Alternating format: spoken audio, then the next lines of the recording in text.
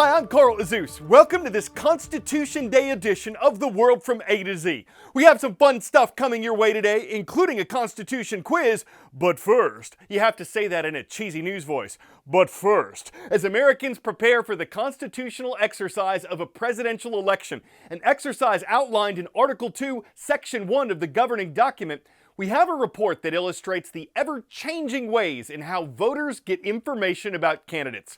In-person rallies have always been part of the process, but information dissemination has gone from pamphlets to newspapers to radio to TV to internet. And now, social media like Instagram and TikTok are widely being used to try to reach young voters. Why? There are reportedly more than 170 million TikTok users in America. So we're going to hear from a TikToker on the left and a TikToker on the right on how they're using their platforms to engage other young people in the election. What's your most viewed video? Born in Iran, raised in Iran, but more patriot than those who vote blue. With the Trump flag in my office. You think you just fell out of a coconut tree? That was a couple days ago in the airport on my way here to Atlanta. In the context.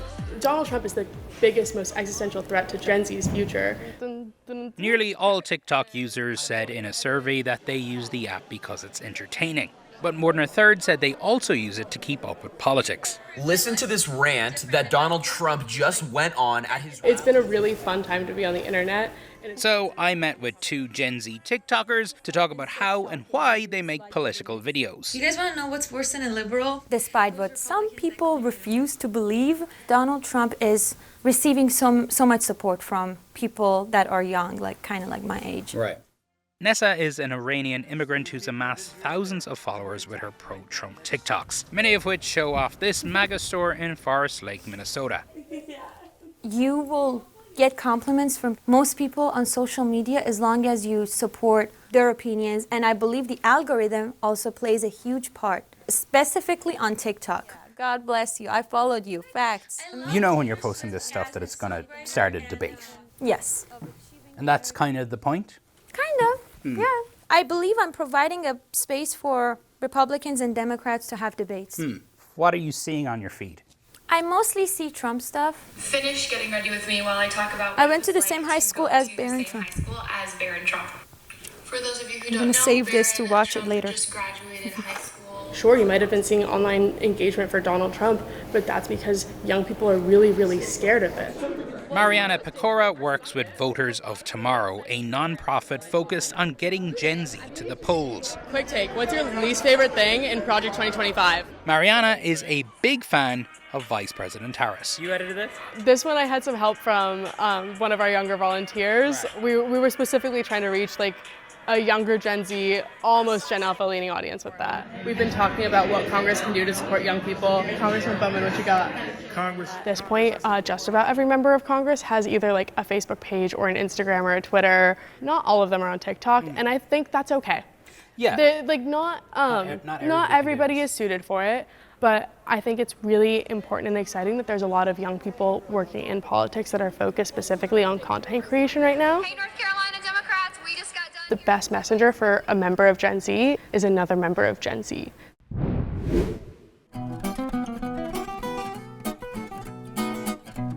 On this date in world history. September 17th, 1978. After 2 weeks of secret negotiations between officials from Israel and Egypt, the Camp David Accords were signed at the U.S. presidential retreat in Maryland. It was the first major agreement between Israel and an Arab neighbor, and both of those countries received billions in U.S. military aid as part of the treaty. But the Camp David Accords left some big questions unanswered in the Middle East. And while diplomacy has continued between Israel and Egypt, conflict continues between Israel and Palestinians. Rewinding the clock a bit, we come to this date in 1787. That's when 39 delegates signed the U.S. Constitution at the end of the Constitutional Convention in Philadelphia. The work to make the document the law of the land was just beginning. 9 of the 13 American states would have to ratify it in the months to come. But the fact that such a big step was taken on September 17th is why this date is recognized as Constitution Day. Is it constitutional? Neither Thomas Jefferson nor John Adams signed the U.S. Constitution. True or false? This is totally true. The two future U.S. presidents were serving as overseas ministers during the Constitutional Convention and did not sign the document. But future Presidents George Washington and James Madison, both representing Virginia, did sign the Constitution. And as we remember the nation's founding document on this Constitution Day, we've put together a little constitutional quiz. Here we go. What state did not send any delegates to the Constitutional Convention? Delaware, North Carolina, South Carolina, or Rhode Island? The state that was strongly set against a central government and held out the longest to ratify the Constitution was Rhode Island. Next, what percentage of constitutional amendments have been ratified?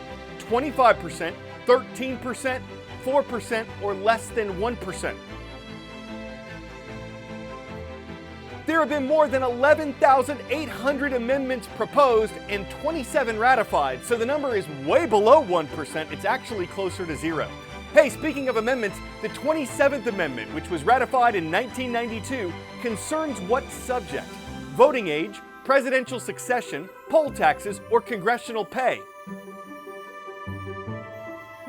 First proposed in 1789, the 27th Amendment says that changes to congressional pay won't take effect until after the next election.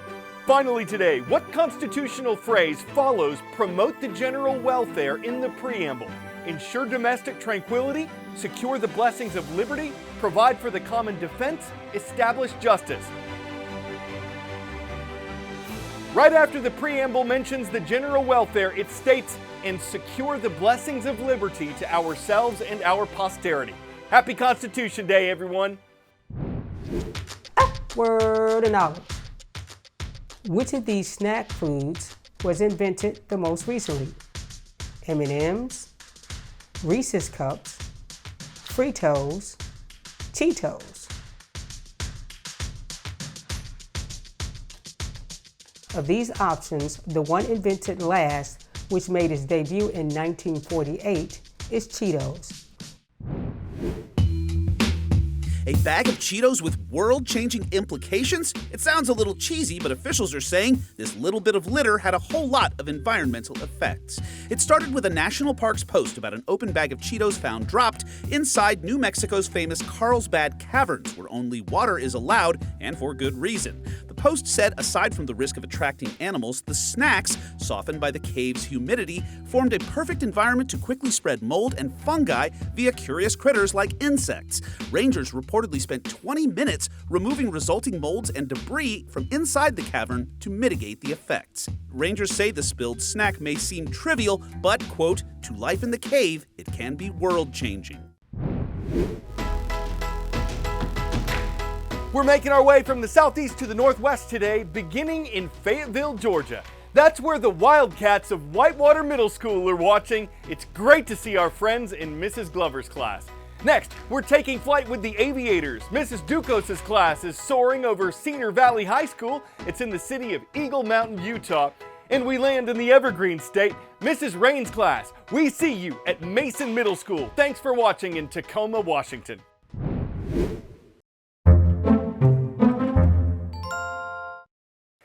When it comes to the finest classic cars, I'm kind of partial to this old school Mercedes. But when it comes to the wackiest kinds of cars, or at least the largest collection of them in a museum, an Indian designer holds the Guinness World Record. There are almost 60 eclectic vehicles in his collection, each taking up to a year to make, and they unsurprisingly attract thousands of visitors weekly to his museum. Yes, it took a lot of drive to really shift gears and steer toward an accelerated career that allows him to chassis the day in a way that's truly a gas and gets all the good breaks as it takes the cakes for an ingenious carlection that has people in droves asking, did you muse-see 'em all? I'm Carl Azuz for The World from A to Z, and we hope you'll ride with us again tomorrow.